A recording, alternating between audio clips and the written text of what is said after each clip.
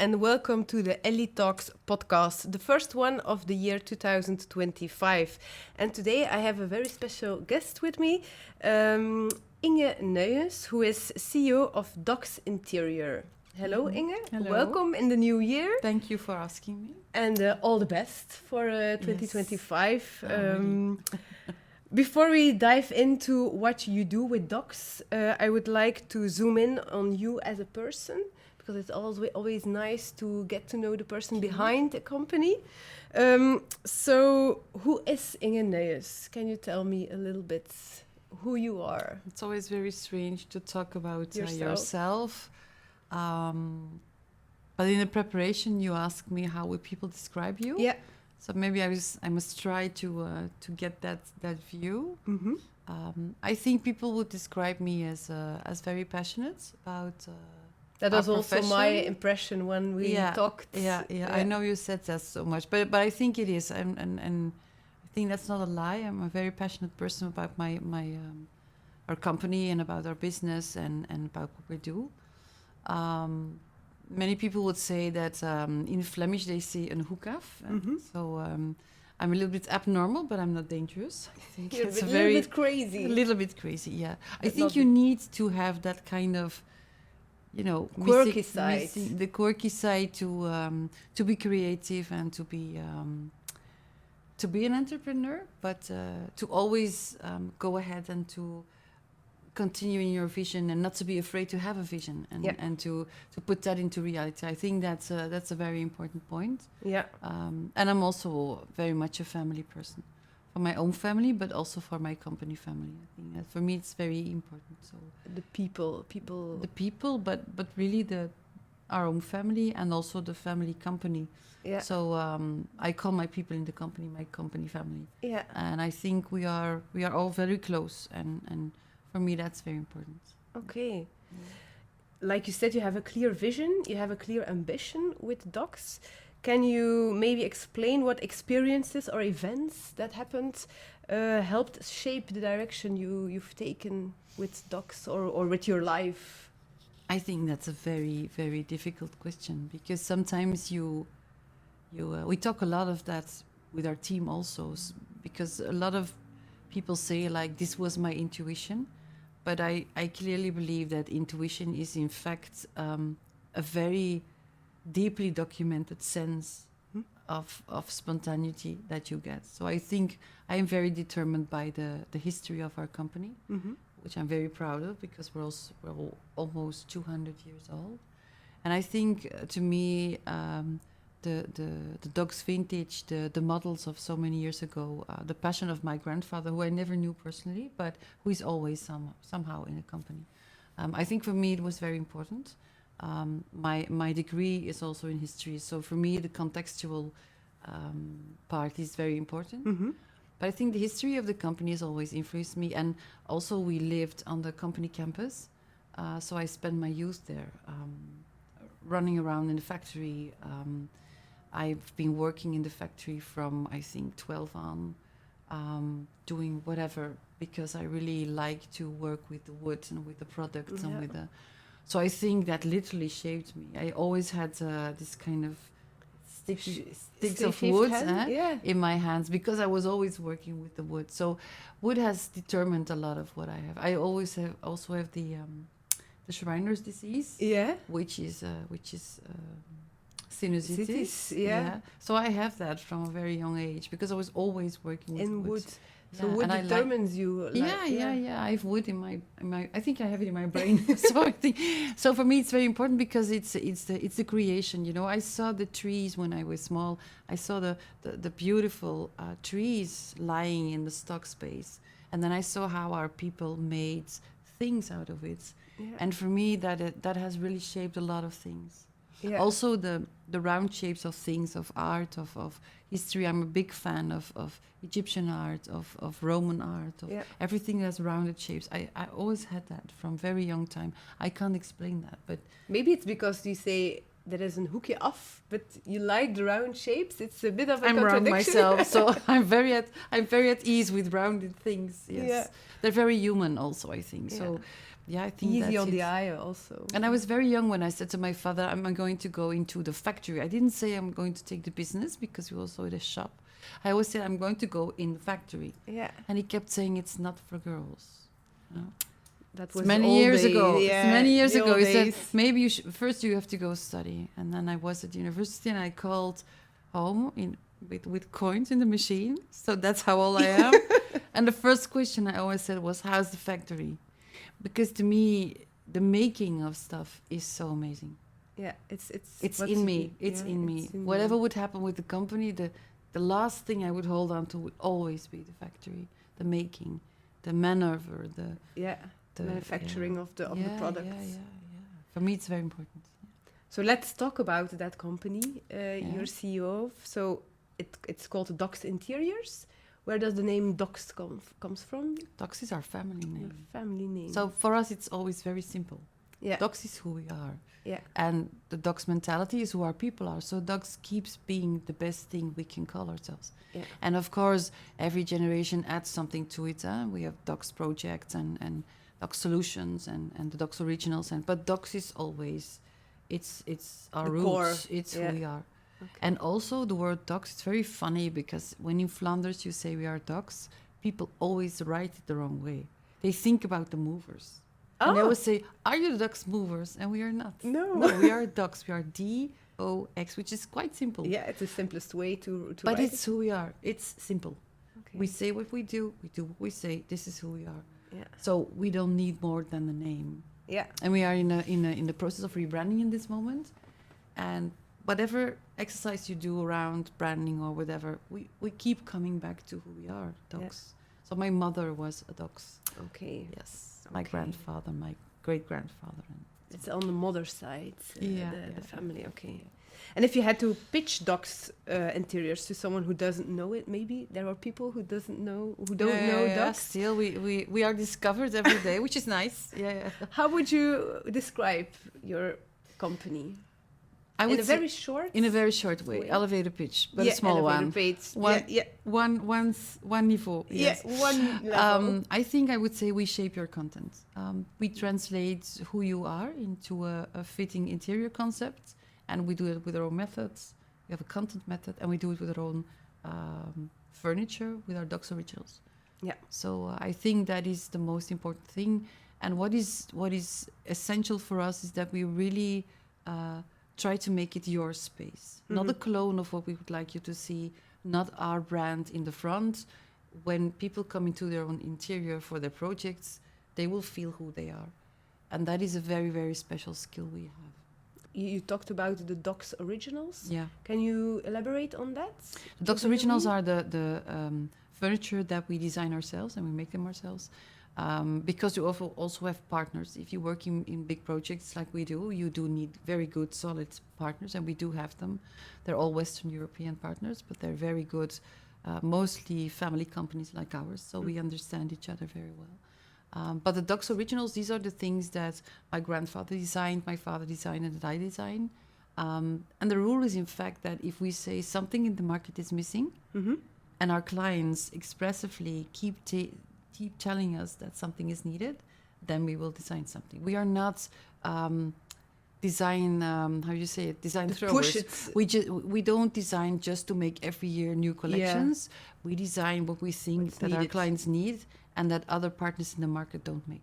Okay. So in my generation, it's the form family of all the rounded furniture that is used in education that will now be used also in the crib. So from age 0 till whatever, we will have our forms in these projects, and we also see now that the companies, that the offices, that our forms are very, very liked there because of the need for communication spaces. Yeah.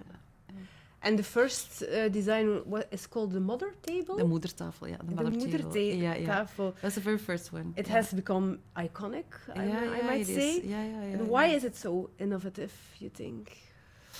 What inspired you to design with those organic forms instead of the regular forms we all know? The mother table is I think, more than 20 years old now. So in this moment where we talk, organic forms are very fashionable everywhere. But 22 years ago, about that time, no one was working like Around that. those shapes. No. But the thing is that we were doing school projects, and one of the most iconic school projects we ever did was a school in Rotterdam. It was even not in Flanders, it was in Rotterdam. And the director of that school said, we have a problem. We have a school in the harbor of Rotterdam where we have 16 nationalities. We have pupils especially that have a lot of capacity, but they are from economically problematic families. They have a lot of social problems. So he says they have a lot of things they have on their back, Yeah. but they should get the opportunity to learn. And in the classical tram composition, like the straight tables, all they feel is resentment. And we need something new, and no one wants to help us. So there was no one in the Dutch market who wanted to help them because they had a very lined market, and they said, no, this is what we do, this is what you get, you have to choose from the catalog. And he said, there is nothing that helps my children to feel Included. at home and to feel ambitious. So he said, if you come into a space with lines and you are put at a table, behind the line, behind this barrier, like I'm the one who knows and you're the one who has to listen, which is, by the way, just the same in offices. You don't get the interaction, you don't get the communication. We need something else, and they need to feel at home. So the home feeling was a very important thing. And I have a lot of documentation at home. I always keep scraps from I read interior magazines since I was 12 years old in 6 different languages, because you always get also the different culture. And one of the most iconical pictures I ever saw was an old diamond table in London, which is in fact a table which is in the shape of a diamond. No, it's a table to sort out diamonds. Oh, okay. So they make a hole in the table and they put you inside. Okay. So the diamonds can't drop on the floor. But the idea of going inside the table, that was the first thing I thought. And then I'm a little bit obsessed by prehistorical things, because it's one of my great loves is the prehistory. And one of the most iconical sculptures is the Venus of Willendorf. It's a statue that's so big. We have a reproduction at our company, obviously. And the shape of the mother is the essential of a woman and a mother. It's and I don't want to do something wrong and woke, but it is what it is. Mm-hmm. It's a head, it's a very big bosom, and it's a hip, very white. This is the mother statue. It's a goddess, and if you turn the shape around, you have a very beautiful curved form. And these forms, I put them together. So I was making a shape where I thought, if we can convince people to feel that they are part of their process, of their curriculum, and of their solution, not just like someone tells you something and you have to shut up. I think that is a key. Yeah. And so we made the shape of the table. And also I said, okay, the shape is one thing, but I want the shapes to connect. So we made it in that part that different mother tables can be put together, and then they form a very big cloud. It's very, very nice. That's why you speak about the cloud. Yeah. If they are put together, they feel like a cloud. So they're very inspiring.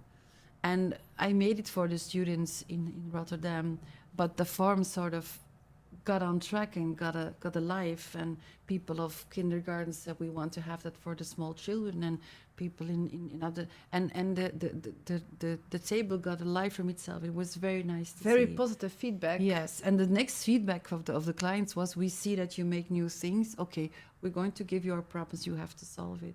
So further and further the forms grow. I also wrote it in my book.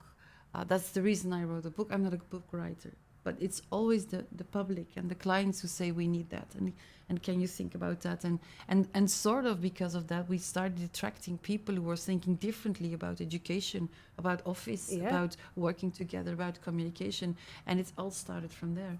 So they come with a problem to you and you have to find a solution regarding the interior. Well, they don't even expect, that's a beautiful thing, they don't even expect a solution, but they just said, these are the things we face, and we think that you listen to us. This is typical for that. We listen to our clients, and I know it sounds strange, but we get it every day, that people say, finally someone listens to what I say. Because if you listen to a client, you don't have the guarantee that the client will buy something. No. because they tell you what they're facing, and they expect you to look with them for the pure opportunities in their project.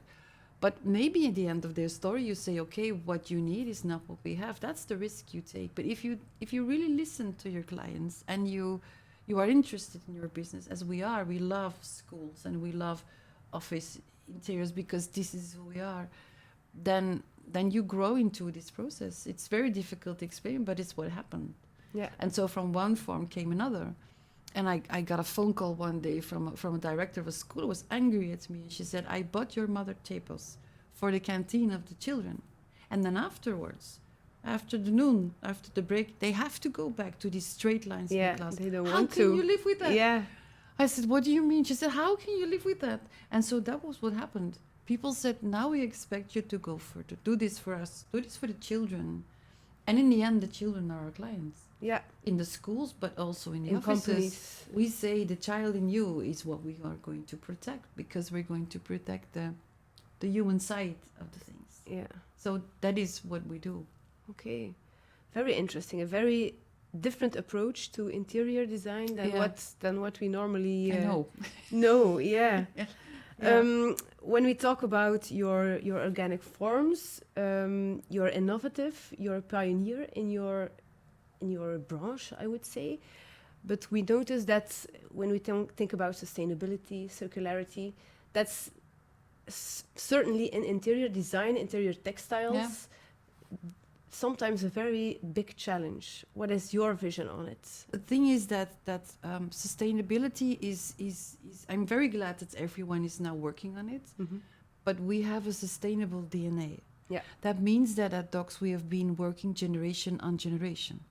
So we always make furniture that have a very long life Durability. a very, very long. They last a very long time. And there is in our company, there is the philosophy that we do not want to make anything or choose a partner who does anything less. So we are not able to make something cheap. And with cheap, I don't mean a low price. With cheap, I mean something that you use and the year after is single use, and then it's gone. Yeah. We do not have that mentality, which is an advantage now, but for us it's not an advantage, it's our nature. Your DNA. So we just continue. Okay. But from that DNA out, we found, I think, a very good solution for the project market, because we encountered a client who had also the ambition, it's a management school, it's the Antwerp Management School, who also had the same ambition to go all the way. They said, we have courses for sustainability management. How can we make an interior of our new campus if we do not walk the talk? And so we were very glad that the challenge was like that, because we were waiting for an opportunity to try to combine a lot of things. The fact that people, that education, but also work, is changing completely, and is continuously changing. That means if you have an interior concept today, it will be used differently, not in 20 years, but in 2 years, if you are lucky. So you need to think completely different about the stuff. And if you don't do it right, it will be garbage every 2 years. Yeah. But if you have furniture that we have with a very high quality, we need to be sure that what we make, whatever form we make, it has to be future-proof. Yeah. And the materials also have to be future-proof. Now, there we had a tradition which was good, but a lot of the things have changed. The norms have changed.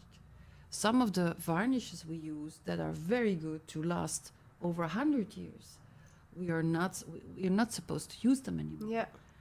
Because you have to use things that are water-based, which is right, and we support that. But we see that, for example, that is a very simple but a basic challenge. And so in our market, the partners that we have, we are all looking for better solutions, but we have the new rules. Yeah. The rules that are not fixed.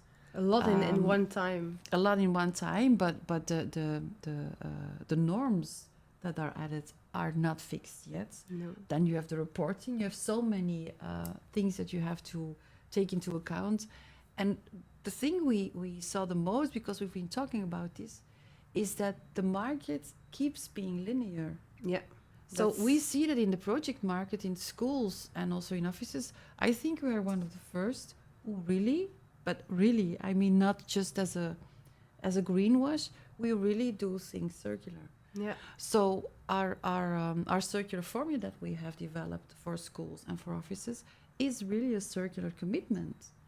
But if you do that, we now in our commitment we do it as circular as possible, because the materials that we use are not yet as circular as we would want them to be. Yeah. We have gone a long way. We have a lot of materials that we use that I think are an extreme upgrade in comparison to others, but we would like to go further. And I think in the market people are looking, but it's the sustainable materials that people are developing. There is a lot, but having that in a sustainable business model, That's a that challenge. is the challenge. And so you have your ongoing business and you develop, and the things cost, and there is not yet a market for it. So it's a very Difficult it's a exercise. balance Yeah. exercise, yes. And if we talk with colleagues who also do that, it's the first thing we say. But we also say to each other, we are over the line. We will never go back. No. And I think once you realize why we have to do that.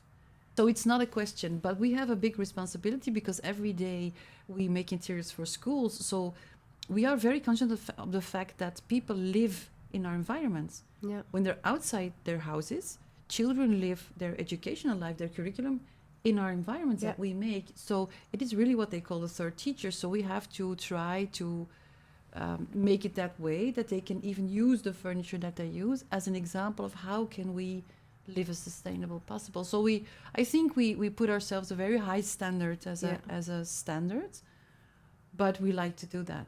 I think it's an opportunity to do better, but also the nice thing is because we are really in pioneer stage everywhere, that these people find each other, which is a wonderful thing. If you really find people who think the same, and we start to attract them in a very natural way, I think that is one point.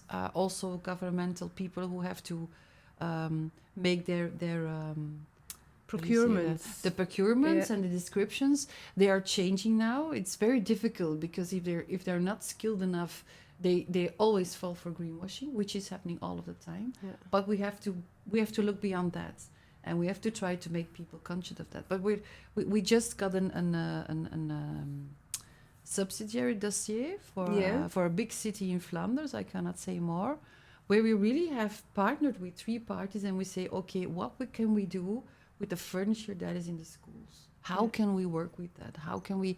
So it's very challenging. But at the same time, it's already rewarding when you start in it, because you know that you cannot make more waste. It's not a discussion. It's not a question. It's not So that is the ambition that we make. Also in the building that we now reworked, our building, where we try to inspire people and to say this is how we made our decisions. But every step along the way, you see that we are not already there. Yeah. And sometimes we make a joke and you say, okay, in 10 years, everyone will laugh at us, that these were our challenges. Yeah. But we face them every day, every second. Every day.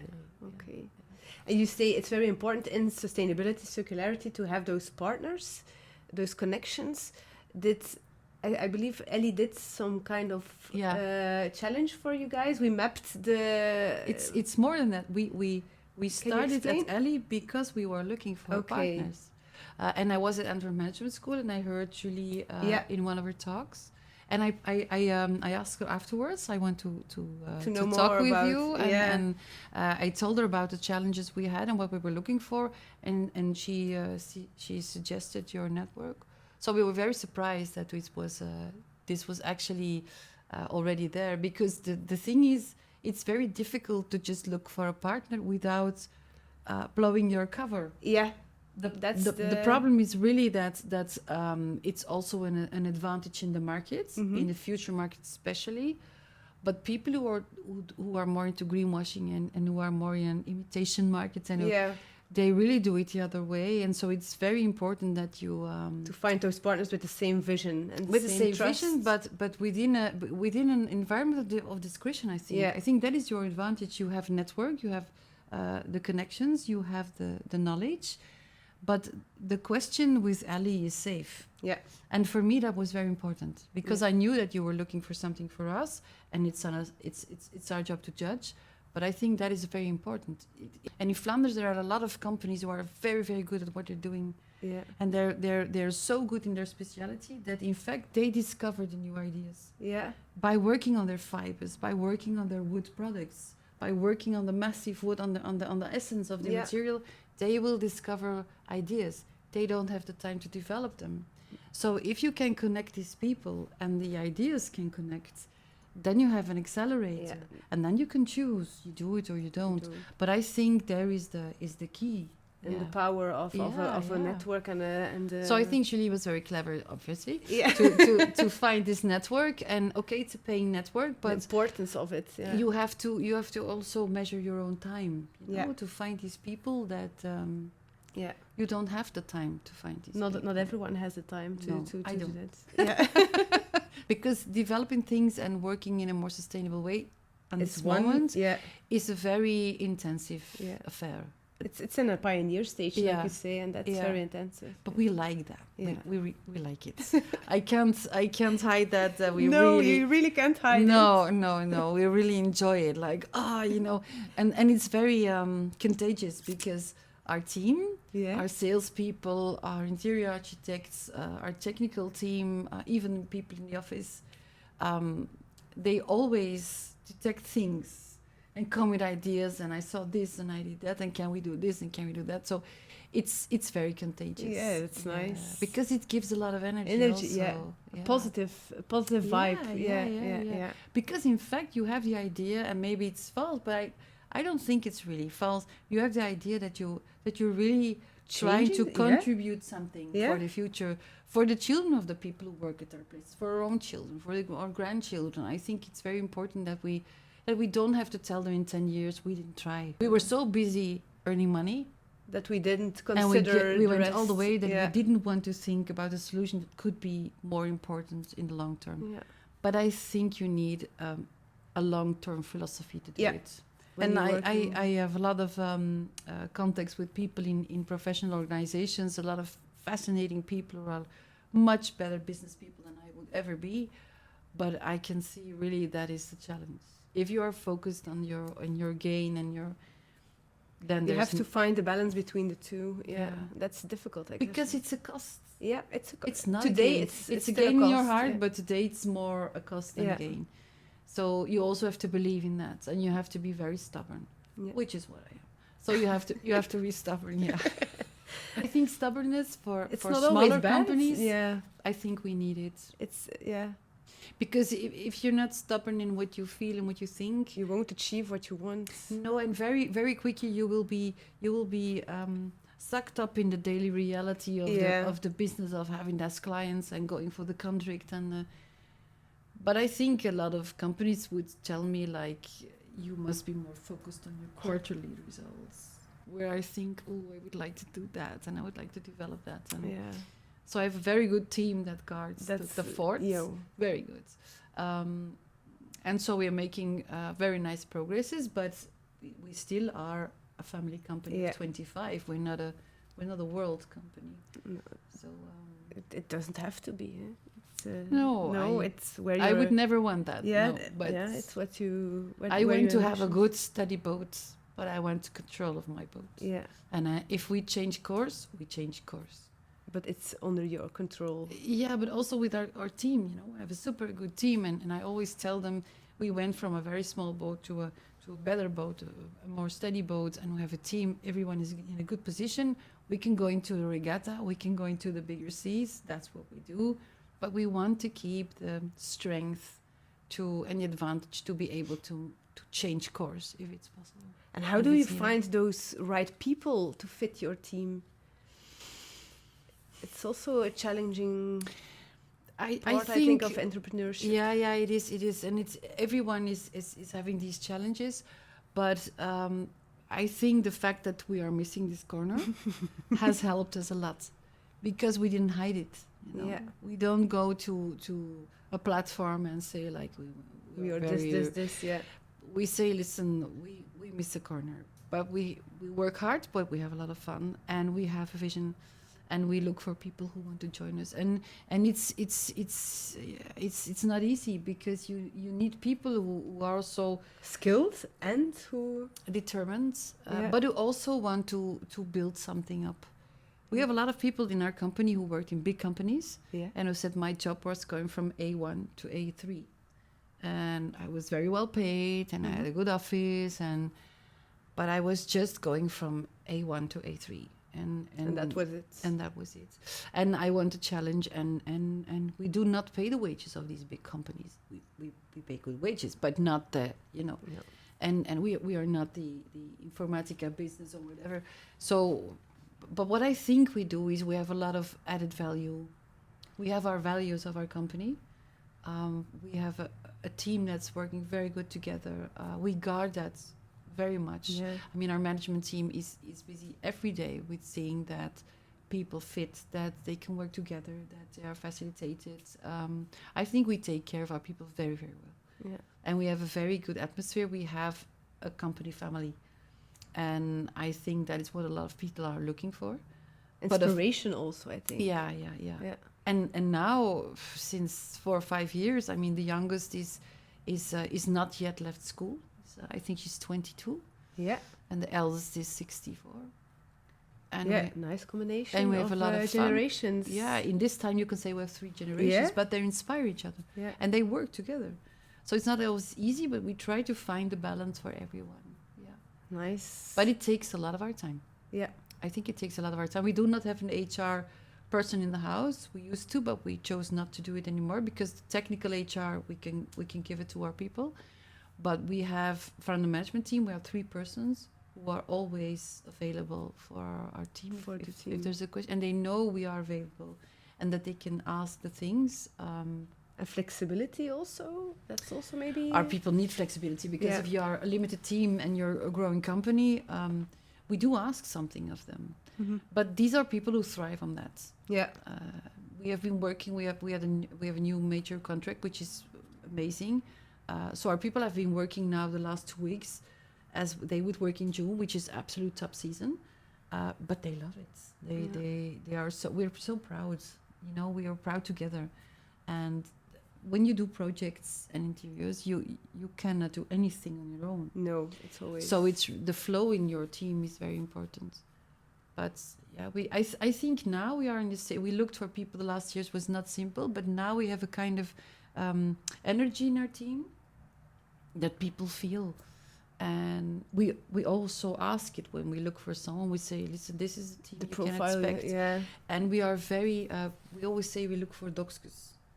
And we describe on the website what is a Doxkus. What is a Dox? A Doxkus is very enthusiastic, has a lot of energy, is very important, is positive, which is something that I'm very, very sensitive about. Because if people are not positive, they cannot stay in our company. It's sooner or later totally different vibe. Totally I different. believe, yeah. We need committed people. We need consequent people. We need very stable people. So it is a kind of person that you look for. Yeah. And we find them, and astonishing, a lot of young people also like that. Yeah. Because they know we're ambitious and that we want to grow, and that they will grow with us. Yeah. So it's not that we say, okay, we will grow and you will be always in the same position. They know that their ideas and their energy will grow with us. And I think if you're open for that in a family company, you can go a very, very long way. Yeah, I believe that too. And a fun way, because that is, I think, a very important key. Yeah. We make a lot of fun. And your job should be fun. You should, Clients keep saying that to our people. They say we did a project of a complete school building, which was not easy, but we had such fun. And your people are so passionate about it. Yeah. You know? And we're very grateful, because you have to be. If you have a company and you can have those people, if you have those Doxkus, I'm a very proud and grateful Doxku, because I'm just one of them. Doxku. No, I'm just one of them. We are a group, you know. Yeah, you don't need to be head all the time. You can team up with your people. Yeah. Hi, this is Amélie, community manager for Ellie.Connect, interrupting just briefly your favorite podcast to ask you this question.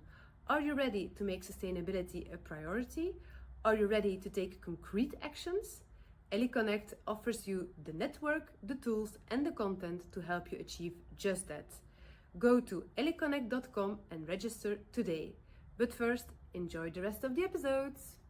When we return to what you're doing at Dox, there's also the concept of school furnishing as a service you developed. Yeah. Can you tell us a bit more? You like schools, you like children. Schools is our DNA. We are the 5th generation, so we are educated from very young with the love for schools and for what education means and the commitment of those people. It's a human job. It's a human who chooses to live for the life of other people. It's a very inspiring thing. Yeah. So we are really educated with that.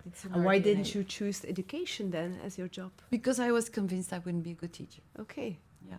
Everyone in their You're life so passionate. I can see you teach but I wouldn't be a good teacher because I'm not patient enough. Oh, okay. Yeah. You have to Children have need a patience. lot of patience. Yeah. Ask my sons. Yeah. I am not patient. I'm not patient enough. So I don't think I would be a good teacher. Okay. Also, you have to stick to the program. I would never stick to the program. Never. So I would be a very unpractical teacher. To say the least. So I know my father was very angry with me because my father was a teacher when he was younger. Yes. And he was one of these, once in a lifetime teachers. Yeah. You always remember. Yeah. They have charisma. They come into the room and 25 boys of 16, because it wasn't a college, they shut up and they listen. think we have to listen to this person. Yeah. So he was that kind of person, very inspiring also. And because he was like that, I told him I will not be a teacher. I cannot be what you are. And he said, and he was angry, not because I didn't want to be a teacher, because he said, it's the most beautiful profession in the world. Yeah. And I said, I believe you for you, but not for me. So he really was angry that I never got my teacher's degree. I got my history degree, then I went to Vedic Business School, but I never got my teacher's degree because I said, I don't want to punish the children with the teacher like me. To punish? Yeah, I really think, but I must be honest, I have been, how do you say that? Industrial promoter in Antwerp for product design. Yeah. And I must be honest, it's very nice to work with students. It is very nice to work with students. It can be very inspiring. It can be very inspiring. It's wonderful, but still I would not be a good teacher. No. But the formula that you asked about... the school furnishing as a service. I told you about the Antwerp Management School. Yeah. So when we were a candidate for the project, they selected some candidates. They were also very advanced to do that already. Now it's common, but 6 years ago it was really new. They said we will have just a few candidates presenting themselves, and then we will feel if they're up to making our project. So in the end, I think they had 2 candidates and the third one on the side, but they didn't really make a project. And they had 1 for the office, because they have offices, and 1 for education. And from the first presentation of their project, I thought this is not right, because Antwerp Management School is a management school. So it's a company that's also teaching. In the essence, that's what a management school is. And I thought you need 1 style and 1 line. But we started with the school project. And Geert Vinke, who was at the time the managing director, he said we need a project where we can have a symbol for circular economy. So he said, we don't want to be occupied by looking at furniture and at curtains and at whatever. We want everything as a service. Yeah. So we are going to try to do everything in this building, from the building on, as a service, which is a huge challenge. But when I heard him talk about that, I thought, this is what I've been waiting for. Because I think if we can do that, we can have our clients focus on their basic energy, because we know that school directions always have much too much to do. And maybe we can combine everything. Yeah. We can combine the fact that we know exactly what you have to do with the budgets, that we have long-term furniture, that we have a very high quality, that we are conscious of what the client needs, but that we also know that everything is changing and keeps changing, which is the head problem. Yeah. Other competitors of us, they say, that's good, we can sell every 5 years something different. We say, no. You buy something, and if something changes, you can change the furniture if that's needed. But if you make a good concept, you can just change the configuration. Yes. But that is what we did. And we developed the concept of school interior as a service, where the Antwerp Management School pays a monthly fee, and they just pay what they use. So that's what they do. And we do the checkup every year. If something changes, then we make the changes with them. And we also have the commitment that if furniture comes back, we will put it back in the market in a circular way. Okay. So it's really Brilliant it's a life-changing concept. And there's a lot of imitation, but people who say we do as a service, they just have a lease contract. Yeah. And they say, oh yes, the lease contract in the end, but this It's has not the nothing same, to do with circularity. Because in the beginning you need products in the selection that are so good that normally you don't have to do anything within 30, 40 years. And that if the client says, okay, we have to change something in the configuration, we need some different furniture, that you can take the furniture and put it into another project just like that. Yeah. So it's a very huge commitment, but it was wonderful to do. And it was the first, because we said, okay, we're going to develop this, but this is what we think schools need. And the advantage is, because you spread it financially, that schools who didn't have enough money to do things also can profit from the financial factor, but it's just one of the 20. Yeah. You know, but it's a wonderful project. If I had a choice, I would not sell anything anymore. I would do everything as a service. Yeah. Because the connection with the client is so close that you can really help them into their evolution. And is it only in the management school that is it? No. We did. You do it. That was the first one. It's Okay, really a the pioneer project, and a lot of people have seen it, but they don't realize what it is. And they're also amazed when I say the complete campus is as a service. It's wonderful. But we have a lot of school projects since then also. Small school projects, big school projects, where people say, okay, the biggest problem is that nowadays we do not have exchange economy like before. I mean, when my father was going to schools to sell furniture, people said, okay, these chairs, they're old, we can't use them anymore, 56 years old, we need a new chair. What people now say is, we changed our educational concept completely, and we need a third teacher, an environment that fits our philosophy, but we start with it and we don't know where we will end. Yeah. So they need a partner who is able to translate their philosophy, to put the furniture in, and also who is capable of making this up such a high level that children can use the furniture. Yeah. As we never did when we were in the schools. No. They changed the configuration themselves from zero to, I mean, we really emphasize the fact that you use room. Yeah. You see a paper here, please leave the room as it was before. That's what they do, but they can change it all day long. Yeah. So you need very good products. You need products that you can put into the market afterwards. It's very high level of technology but it is so rewarding. Yeah. And so the schools who change, they don't just change chairs. They need a complete concept, and they need to do it for all the classrooms. Yeah. So they used to buy just 5 chairs every year, a new classroom, but now they change their concept. So to cope as a team and to make it work for the children, they have to change everything in one time. Yeah, it's a big, which is big change, a huge school, investment in one time. It's in many cases not possible, but what do you as do a service you can do that. Yeah.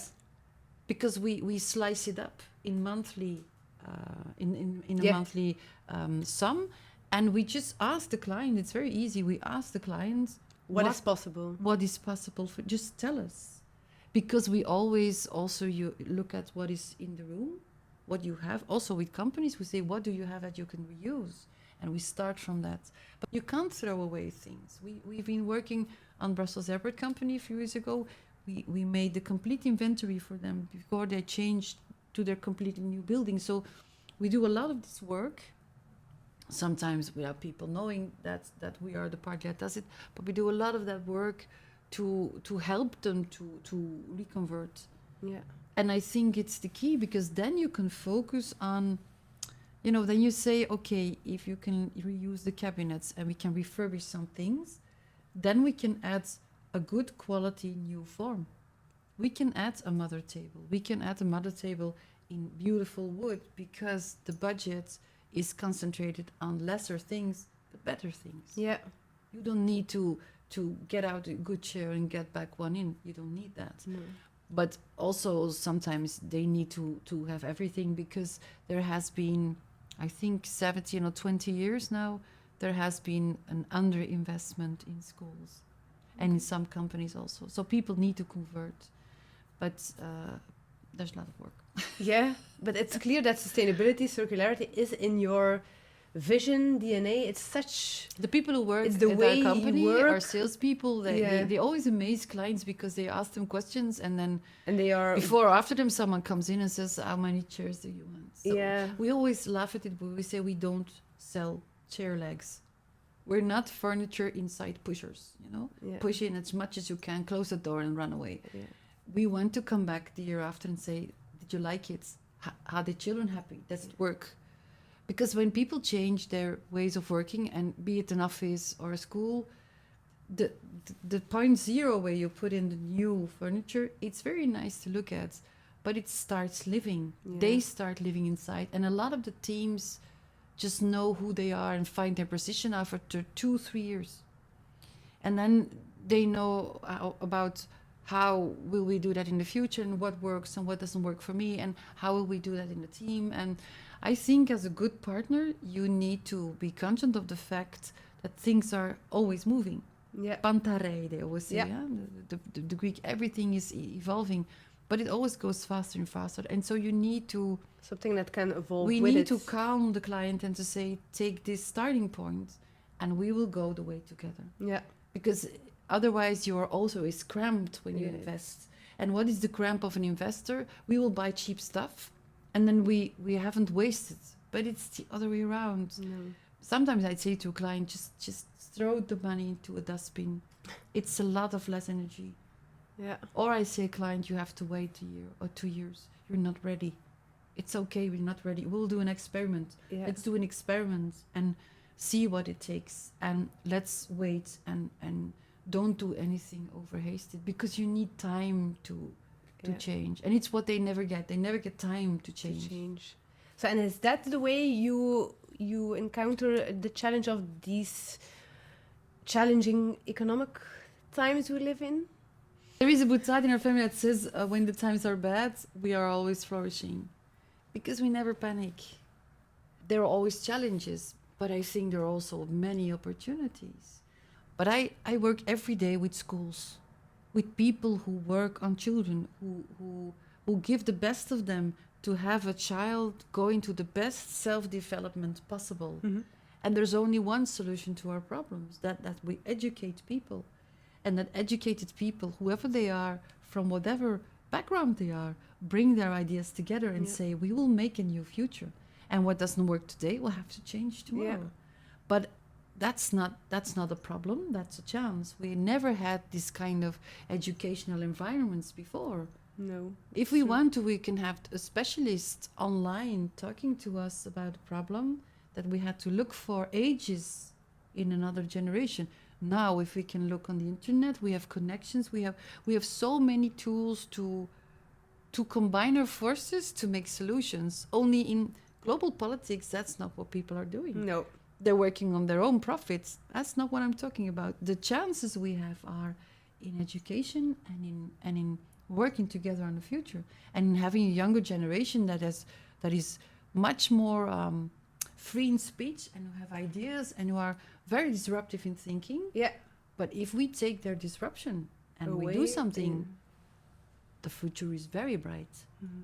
Caroline Powell also said that. She was a super wise woman, and she said, when things are new, a lot of people are super pro, and a lot of people are super against. But then, after some years, you get the new normal. And I think in all these things, we are living in a time where we really need the new normal. Yeah. But the new normal is still settling in. And so these are very funny times. And Yeah. when we are looking to the future, how do you see your industry evolve then? The way of thinking, will your concepts become mainstream, you think? I don't think we will become mainstream. Do you want that? Do you think that would be a good evolution, or do But you? what is mainstream? That's so much that you get the whole market. That's the new normal. Your concepts, I think we like- live by grace of the philosophy of our clients, So we follow that evolution. Yeah. We create a kind of quietness and a break in the rat race, because we say take a point, make that project, and look to the future. What we see is that the forms we make have a lot of success, so our market is growing. But we're not a big company, so we have a lot of growth to do. I do believe that in every market, and especially in Europe, there is a place for what we do. So that is what we're looking at now, because we see that the need for these forms is really very big. Yeah. It's everywhere. But we are in a niche market. We are in the educational market. We do see that in companies, the educational part in the company is growing. So we know that what we do will also go to the companies and will be very good for companies. So we as a company have a lot of market growth ahead of us. Yeah. Yes, we are really very positive looking at the future. Our industry, I think that working more durable in our industry will transform our industry. And I cannot say it will be that or that, but I do see that big Flemish family companies in the furniture industry who look at durability in a durable way and who do this in their thorough way that they've always worked, I think they're already getting there. Okay. So I think they will not be lost, but they will have years, and we all have them, that we have a lot of investment to do, a lot of money to spend on these things, things that are happening in society where governments cannot follow the evolution. Yeah. So we are in gray zones. I think that those companies will always be successful and will always find their way. But maybe the years to come will be years where our gains will not be what we hoped they were. Yeah. We will need our financial balances. We will need what we build up to go in the right way into the evolution. Once we pass that, we will go then another time. So I think in the cycle we are in the cycle of life of a company, we are in that space. But the eldest family companies, like we also are, when I meet those people, it's always very, very nice. We kind of look at each other really and say like, it will be okay. But there is one thing in our history that I took up as a sign, and that is my grandfather was an enormously visionary man. And because of the world wars, a lot of things happened that have broken him. And I've made myself a vow that I do not have those problems. Yeah. And then I get emotional. But I've promised my family that I will take us as far as we can go. Okay. Because I do not have those problems. Yeah. And so if I do not have the problems they have faced and that have taken a lot of our energy and a lot of our time, then I have to promise the company that I will try to do everything possible. Yeah. It's really nice to see how passionate you are about the family company. When we look at the new year, we're 2025. Yeah. What are your personal dreams? You already written books. You have a very nice company to be proud of. Do you have some other personal dreams for the upcoming year? We have so many plans that we are working on. I think I just hope that I stay healthy enough. Yeah. To do what you want and that I have enough energy to do this. That I can keep the wonderful team we have now. And on a personal level, I see my young grown-up children go into their lives, and I see them evolving, and I see them working on their happiness also, and I'm very proud. So I just hope they thrive.